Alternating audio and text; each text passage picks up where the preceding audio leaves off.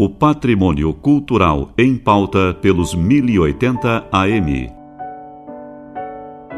Momento do Patrimônio. Produção e apresentação: Guta Teixeira e Diego De Vincenzi.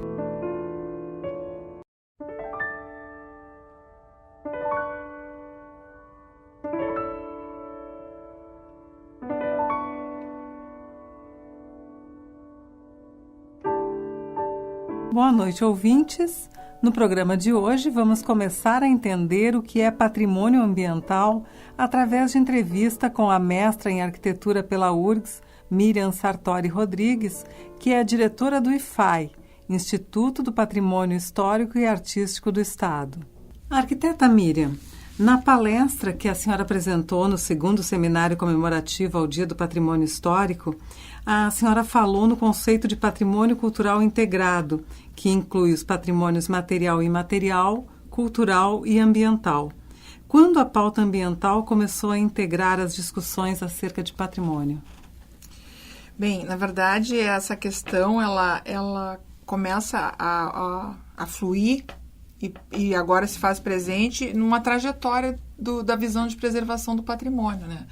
Primeiramente, o patrimônio era visto como os monumentos, né, principalmente de pedra e cal, e aí na evolução do conceito de patrimônio vai se fazendo uma proteção em nível de conjuntos urbanos, e a partir de 2000, com a lei, né, federal de patrimônio imaterial, se verifica esse momento de percepção que o patrimônio não é só o físico urbano, e sim o que tem dentro dele, né? Então, essa percepção do conteúdo, do significado do patrimônio, já havia acontecido em outros momentos, principalmente com o SFAM pró-memória, mas não de uma forma com uma legislação específica, como foi o caso, né, da legislação de patrimônio imaterial.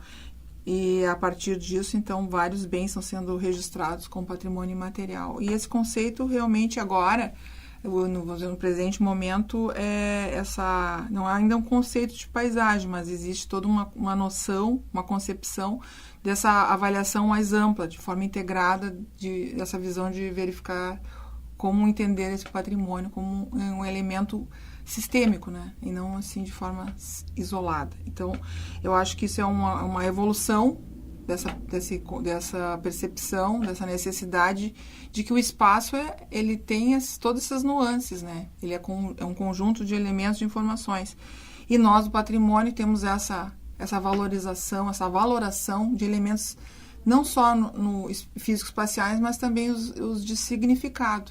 Até porque a maior parte dos nossos tombamentos são de valor histórico. Então, tem todo, né, essa questão sociológica, antropológica está sempre presente, né, nos processos de proteção. Arquiteta, a pauta ambiental já é uma questão consolidada na comunidade acadêmica e nos órgãos de preservação do patrimônio? Na verdade, assim, os órgãos de preservação estão se preparando. Algumas instituições com mais estrutura já estão fazendo esse tipo de proteção, como o caso do IEFA, lá em Minas, né, o próprio IFAM.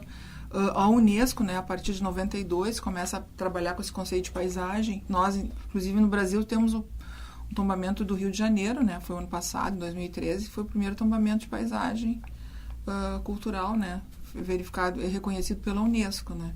Então, esse conceito realmente, agora no Brasil, está se fortalecendo.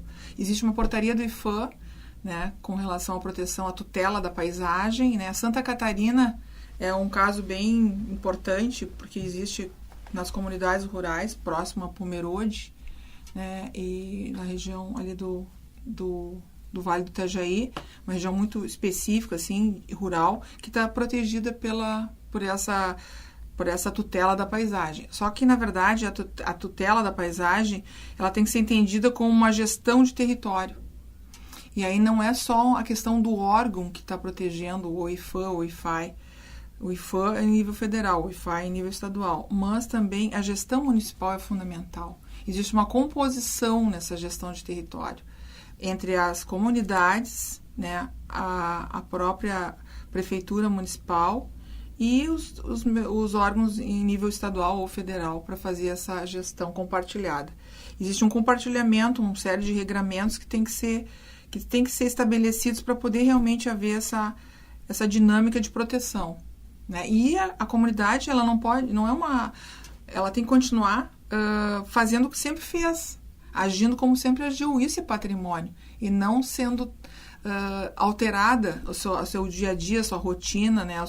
Sua forma de vida em função dessa proteção. Na verdade, a proteção é para fortalecer esse uso dessa comunidade dessa forma tradicional, e não ao contrário, fazer uma intervenção que altere, né, tanto o espaço físico quanto o modo de vida dessas comunidades tradicionais.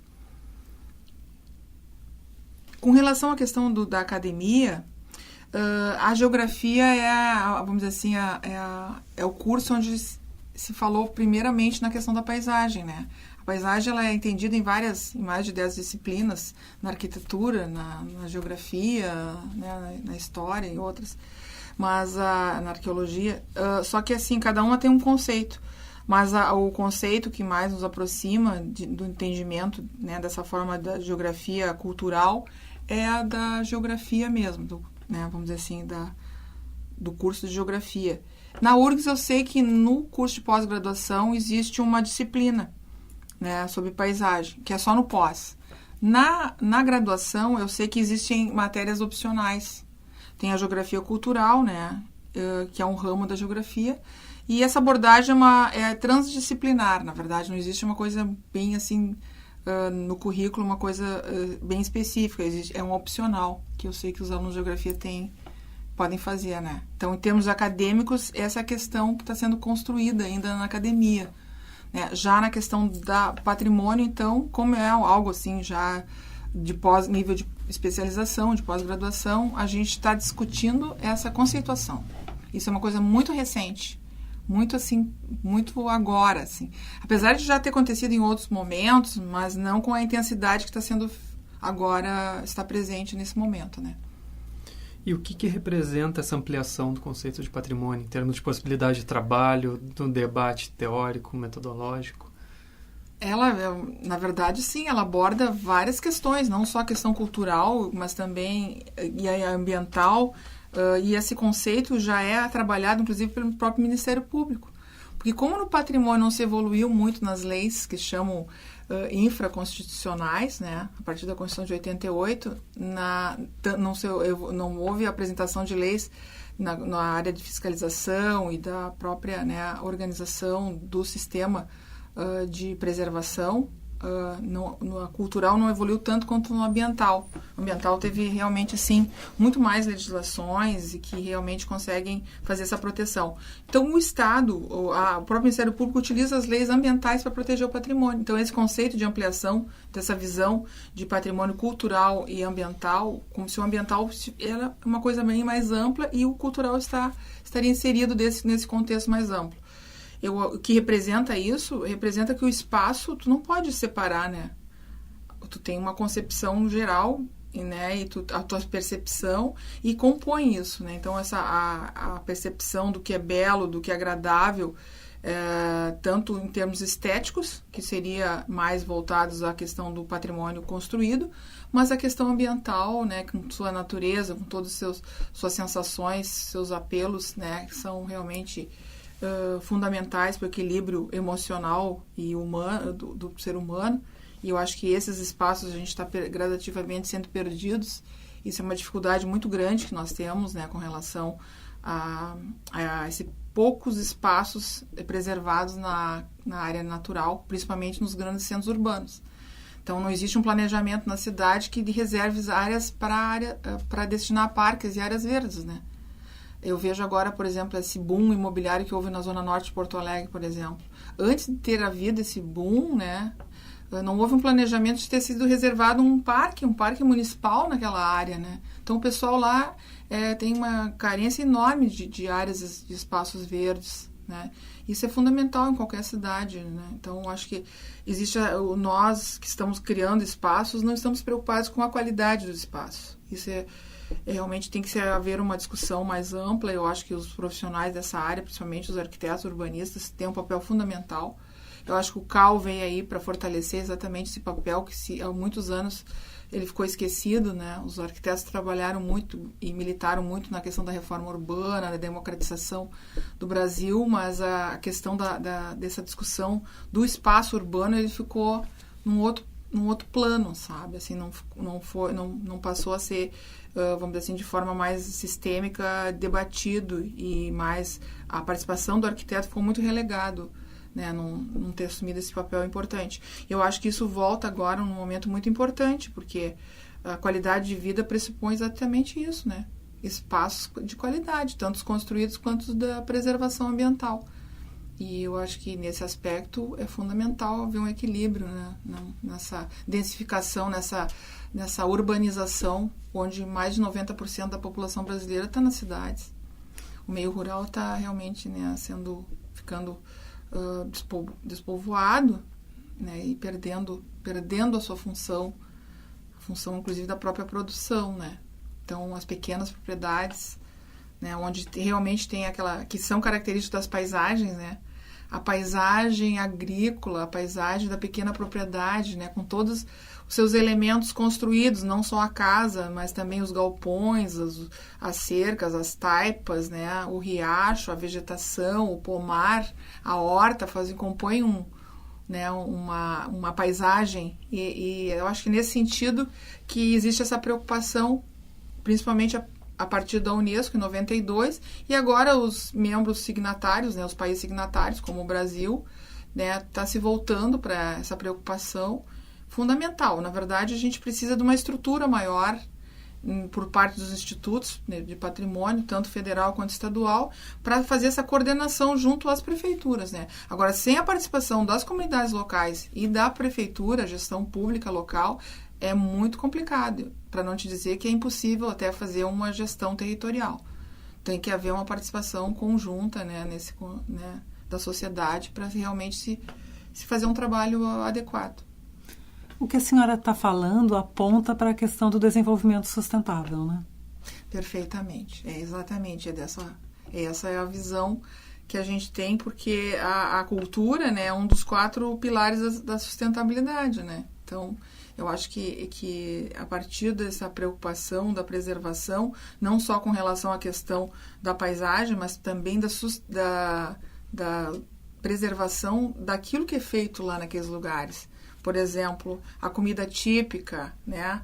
A forma de organização espacial daquelas hortas, a colheita daqueles pomares, né? E a produção, por exemplo, de chimias e outras coisas que são tão tradicionais, né? Nessas pequenas propriedades rurais ainda, né? A produção local, artesanal, de salame, de queijo, todos esses produtos, né? Que tanto a gente gosta de ter na mesa, né? E aprecia, e que acaba se perdendo porque as pessoas não estão mais produzindo, né? Os descendentes desses produtores, na verdade, não ficam no campo, né? Vêm estudar para a cidade e muitos não voltam, né?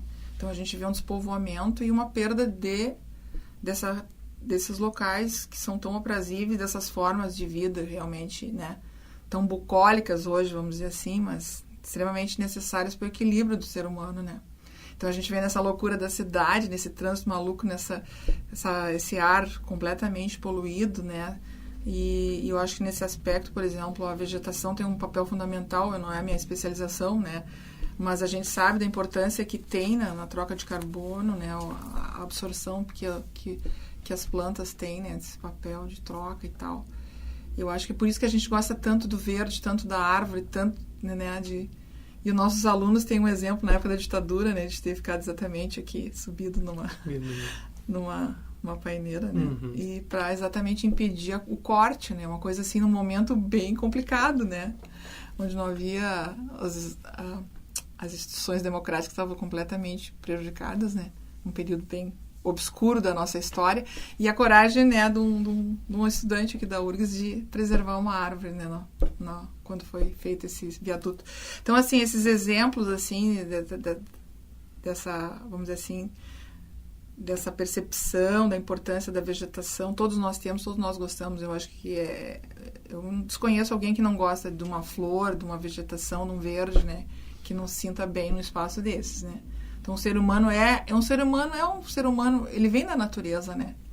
Ele faz parte da natureza, ele não pode, esse descolamento que houve em função desse cimento todo, eu acho que a gente tem que se descolar de cimento e se grudar um pouquinho mais na vegetação, né? No verde. Eu acho que isso aí vai melhorar, inclusive, a qualidade emocional das pessoas, de vida, esse estresse todo. Eu acho que é uma preocupação que tem que estar presente nesse crescimento desordenado das cidades que aconteceu, né? Onde não vale a qualidade, mas é a questão da valorização da terra, né? Da especulação imobiliária. Eu acho que tipo de cidade nós estamos criando, né? Arquiteta Miriam, nós queremos agradecer a sua participação no programa de hoje. Voltamos então na próxima terça-feira com mais informações sobre patrimônio ambiental. Muito obrigada. Muito obrigada, boa noite.